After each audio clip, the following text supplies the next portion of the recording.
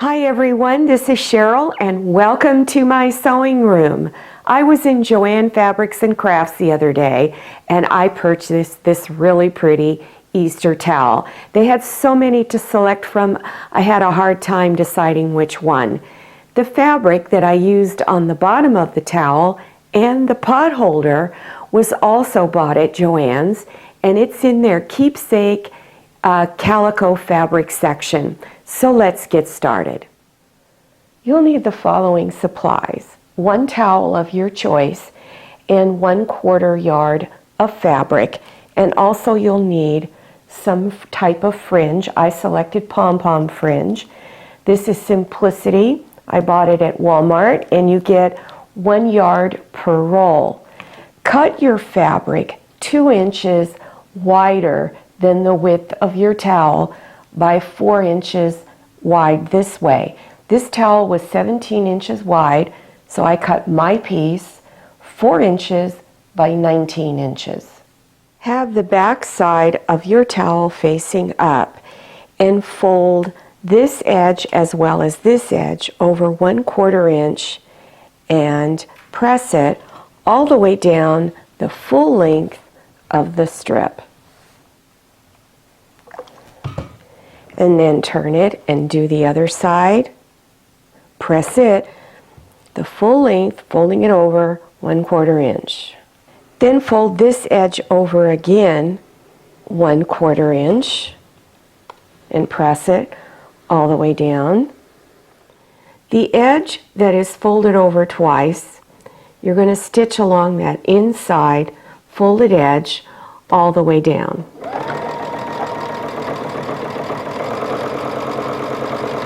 At each end, fold it over 1/4 inch and press. Then go to the other end, fold it over and press. Place your fringe up at the top edge and stitch it down.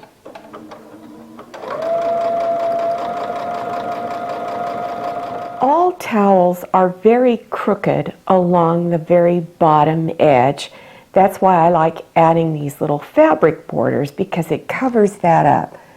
So take your piece and lay it up where you think it looks the best. I'm going to put it right underneath this design. Then place pins across here. Then stitch right across the top edge all the way over to the other side. At each end, wrap the fabric around to the back and then stitch it down. For the pot holder, you're going to need 2 squares that are 8.5 inches. The fabric can be different on the front and the back. They don't have to be the same color. You'll also need, for the hanging loop, if you want to be able to hang this, you'll need a piece of fabric that's 2 inches by 5 inches. Also, you'll need 2 squares of cotton batting that are 8.5 inches square, or you can use 1 square of cotton batting and 1 square of Insulbright, which is a synthetic fabric that helps to block the heat.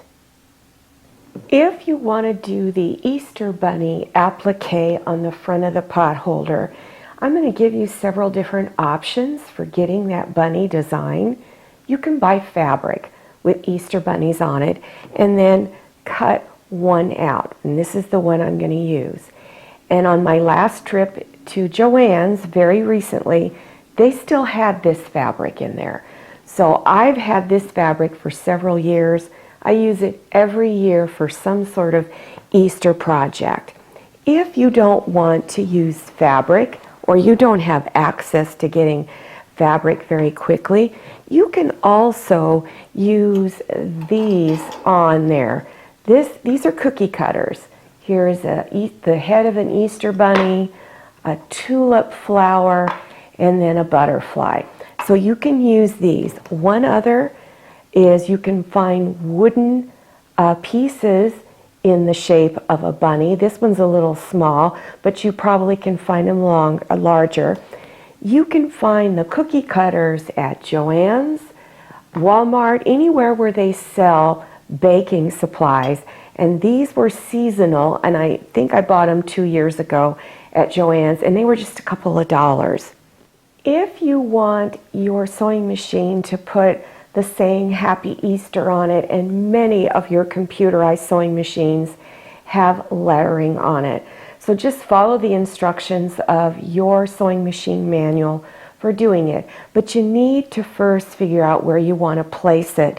So take whatever applique piece you're going to put on it, and then I would first do a printout of your saying, whatever you're going to say, and measure how wide it is, and then figure out where the center is. So to find the center, I would fold it in half, kind of pinch the fabric a little bit, and that way you'll know exactly where to start. So you want to figure out where the center is, how many inches to go down to start the design.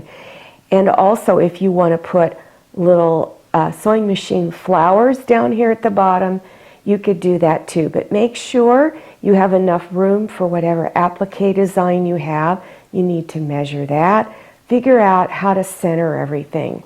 Once you get that all figured out, then you need to place this stabilizer underneath.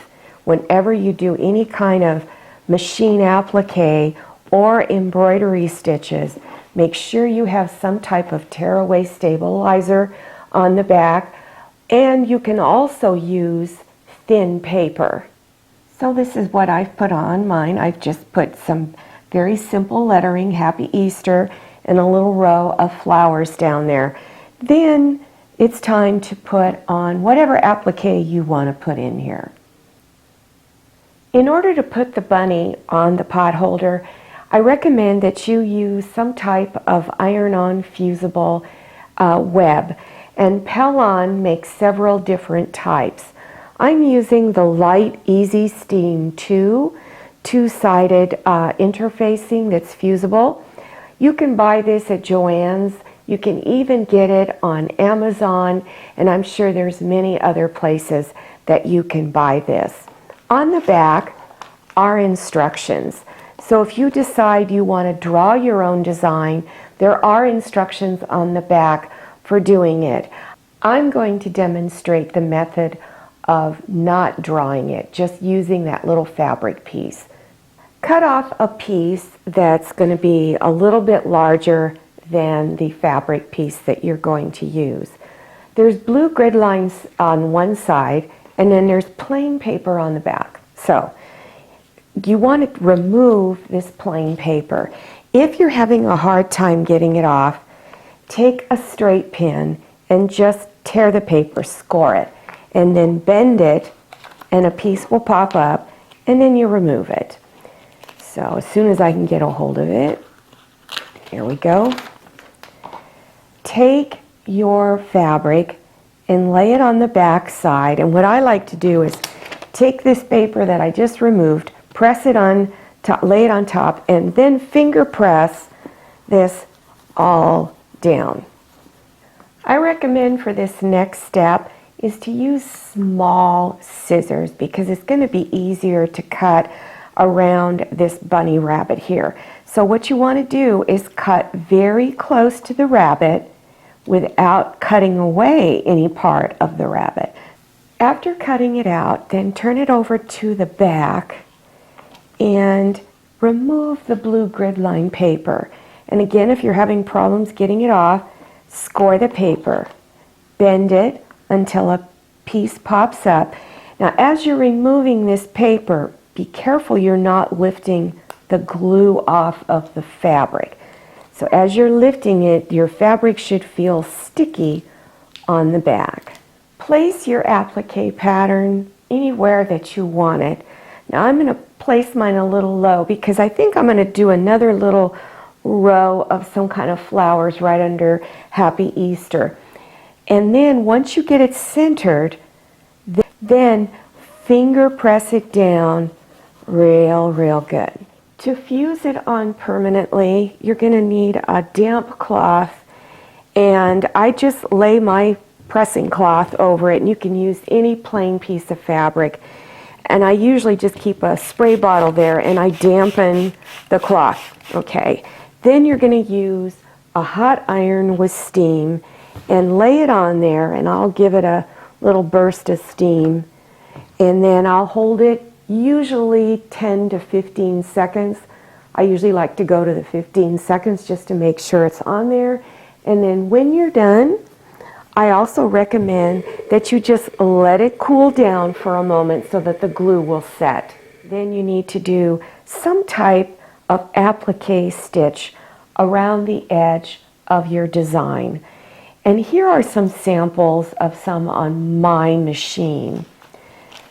These two here I would use on larger designs. Because this is such a small one, I'm going to use this one right here, or you could use this one also. And as I said, most of your newer sewing machines that have been manufactured over the last 20 years have some of these stitches on there, even if it's not a real high-end machine. So here is something else I recommend that you have. It's an open toe presser foot. Now, it's not mandatory that you have it, but what it is that it's very, very open right here in the center. There's nothing blocking your view of the needle, so you can see exactly where you are stitching. So you're going around the edge of your design and you can see exactly where you're going. These you can get at sewing machine supply stores, sewing machine supply websites, and even Amazon.com. They're a relatively inexpensive presser foot. Whenever you're stitching around your applique design, especially this, it's got a lot of curves and a lot of different places you need to turn. So I always just move slowly. I'll do a few stitches. If I need to adjust my fabric, I do so at the opportune time. So you just do a little bit at a time. It's easy when you're just going on a straight edge, but because we're going around curves, you want to go slow. When you are adjusting the fabric, make sure before you move your fabric that your needle is down through the fabric and the presser foot is lifted. So as you can see, they're very small, and this one was really easy to go around the bunny. After you're completely done with all of your stitching and applique stitching, you're all happy with it, turn it over to the back and now begin to tear away the stabilizer off of it. Turn your loop fabric to where the back side of the fabric is facing up. Fold it in half and then press it with your iron. Unfold it. Now bring the two side edges into the center and press. Fold the other one in and press. Fold it in half and press again. And then stitch close to the edge right along there. Take your 2 squares of cotton batting, or if you're using the Insulbrite, place them down.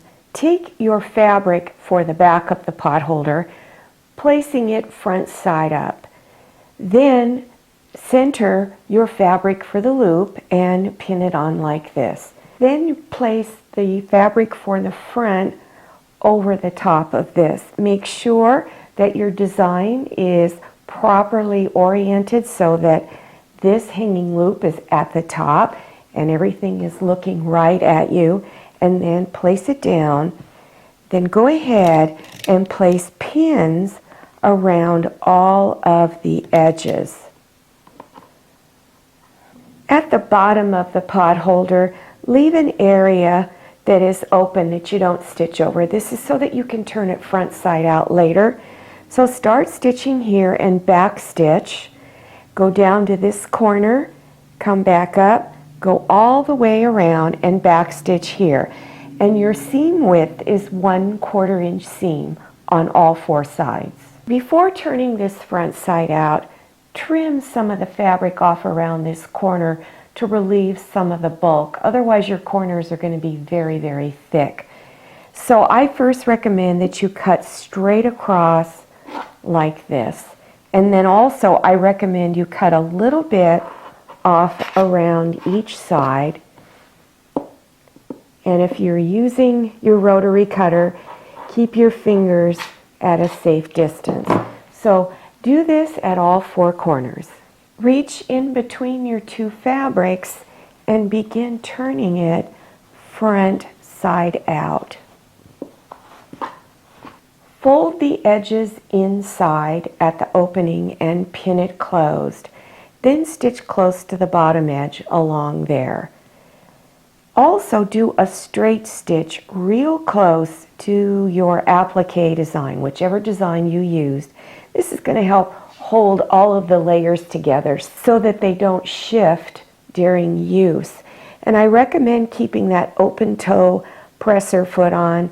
Use the same color of thread that you used on your applique stitch, and you're stitching close to the stitching, but don't go way over on top of it. Just stitch real close to it and go all the way around your design. Another optional stitch that you can do is to just do some type of a stitch about 1 inch from the edge. Now I just chose a straight stitch and it just sort of framed it a little bit, but you could use a decorative stitch also. For more decorative towel ideas and potholder projects, play this video until a green screen appears and then click on the links. If you like this video, click on thumbs up and then click on share to share this video with your friends.